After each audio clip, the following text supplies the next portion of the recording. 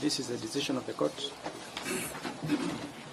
The issue before me, or before the court, is whether I should allow Mr. Masengeli, the contemner who is before the court, to explain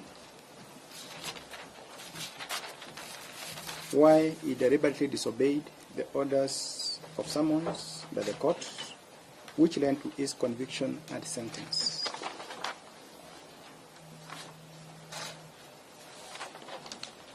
The Law Society of Kenya, led by the President Emeritus Nelson Havi, has urged me to deny Mr. Masengeli the opportunity. He has revealed that he has revealed to this court from the bar that the missing persons have now been released, and all I should do is to allow Mr. Masengeli to confirm that he has complied with the orders of habeas corpus so that these proceedings can come to an end. Additionally, he has argued that Mr. Masengeli has filed 2 applications before the Court of Appeal where he has appealed against the conviction and sentence, and one where he seeks an order of stay of these proceedings. Mr. Dan Manzo has argued or submitted that the court is now functus official, since the jurisdiction of this court now rests with the Court of Appeal, has now been vested with the Court of Appeal following the filing of the 2 appeals.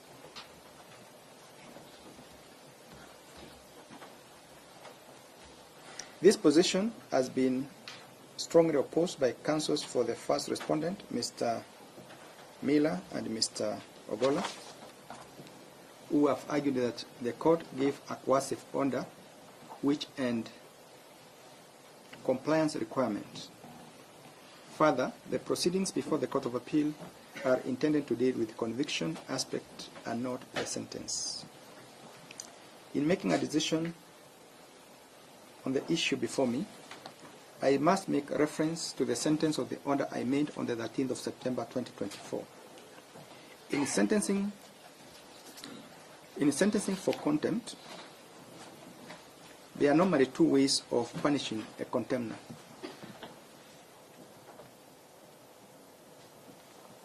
Okay, 2 major ways. The court can choose to adopt a purely punitive approach, or can choose to use a coercive approach in which it includes what is known as the purging conditions. The coercive approach gives the contemner the opportunity to save himself from punishment, the equivalent of purgatory in religious circles, so that if the contemner complies and fulfills the obligation required of him by the court can weigh and consider whether he has cleansed himself of the original sin.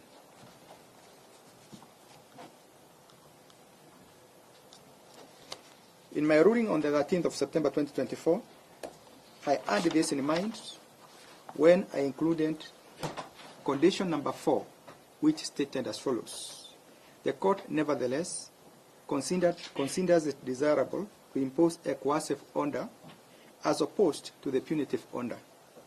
In this regard, Mr. Gilbert Masengeli can avoid serving the sentence if he complies with the direction to obey the court summons. I thus suspend the sentence for 7 days only. The acting Inspector General can redeem himself by availing himself before the court in person to answer to the issues he has been avoiding within 7 days. In default, the sentence shall automatically become effective. Having stated as much, and the contemner having availed himself before the court before the lapse of the 7 days, I would be going against my own orders if I deny him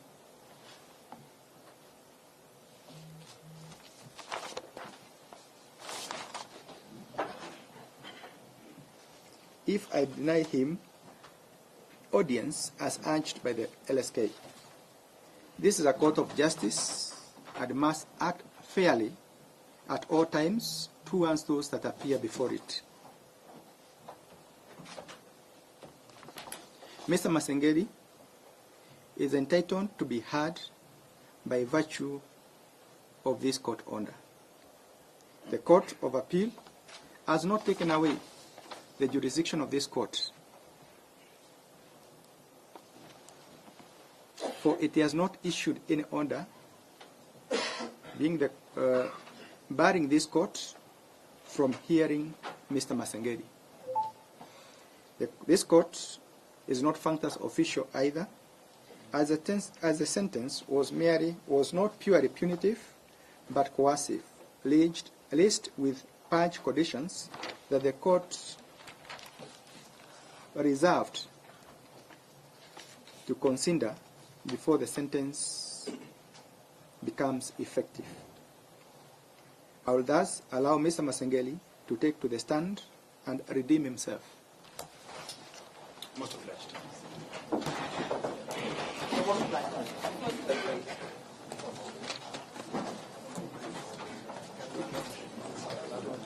My lord, can you give directions on which side? He must be on the dock. Yes. My lord. Yes. You want me on Yes. stemming from the natural license arrangement yesterday. Yes. The petitioners reserved the right to cross-examine. My lord, with your kind permission, this is a matter between the court and the contemnor, and it is strike law that the petitioners have no right to cross-examine. Okay, let the order.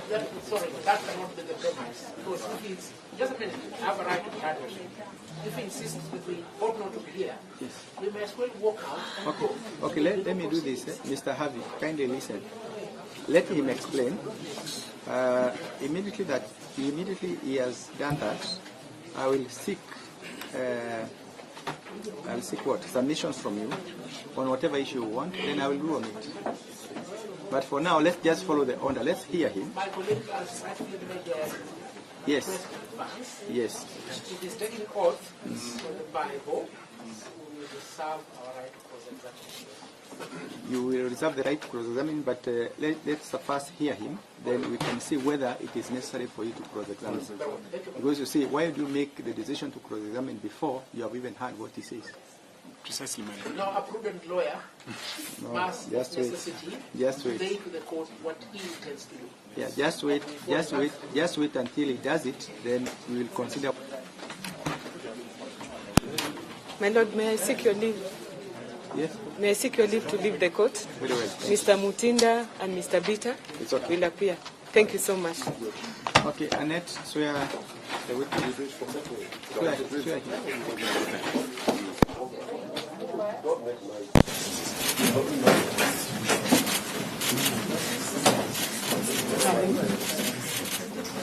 So you're the Peter Kasawiti.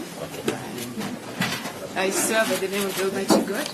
I swear by the name of Almighty God.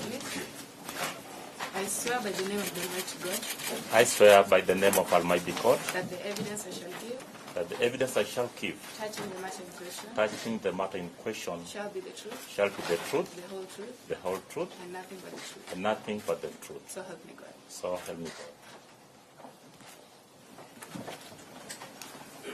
Can start with your full name. Kindly tell the court your full name, please. My name, Gilbert Masengeli, Deputy Inspector General of Administration Police.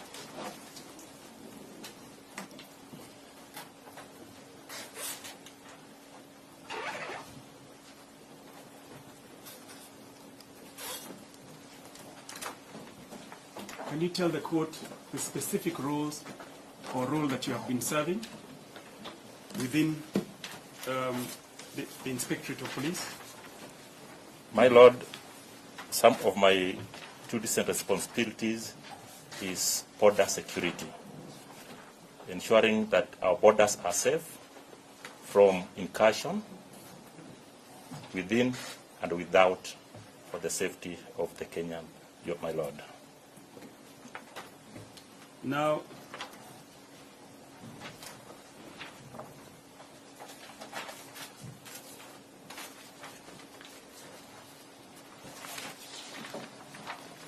you have sworn an affidavit dated the 20th day of September 2024, which is here. Is that correct? Yes, my lord. Affidavit dated? 20th of September 2024.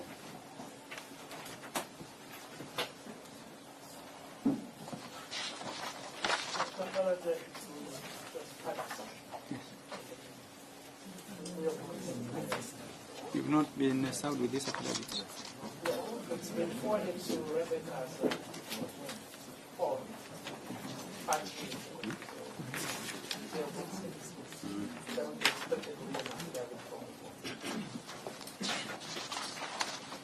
Would it assist if I give you time to go through the affidavit?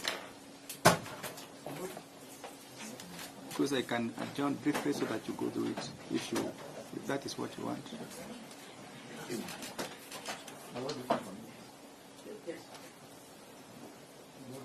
Because basically what he's trying to say is he's going to rely on some of the information in the affidavit.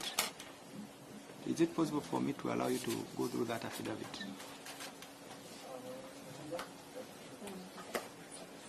I have a copy.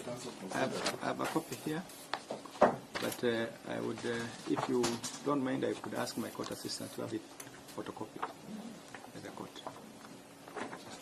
Hello, there is a return of service. No, let's not get to that.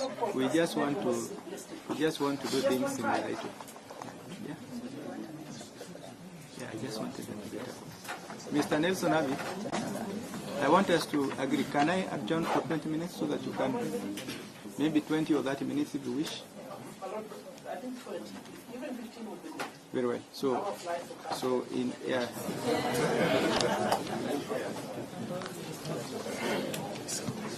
So let's, from good order, let's adjourn for 20 minutes. We allow the petitioners to peruse the affidavit, and then we can proceed after that. I think it's important that we proceed when we are on the same wavelength. Yeah. Kindly let's adjourn and.